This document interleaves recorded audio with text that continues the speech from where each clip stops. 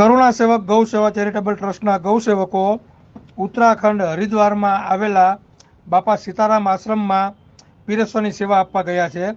હરિદ્વારમાં આવતા મુલાકાતીઓ કે જેઓ બાપા સીતારામ આશ્રમમાં બપોર અને સાંજનો નિઃશુલ્ક ભોજન પ્રસાદ લે છે તેમને આપણા ગૌસેવકો પીરસવાની દરરોજ સેવા આપે છે.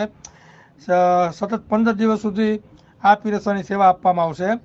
તારીખ 10/7/2024ના રોજ નંદનવન બાપા સીતારામ મંડળ અને કરુણા સેવક ગૌ સેવા ચેરિટેબલ ટ્રસ્ટના ગૌસેવકોએ પોતાના અંગત સહયોગથી આ યાત્રિકોને બપોરનો ભોજન પ્રસાદ કરાવ્યો. જય ગૌ માતા, જય ગોપાલ.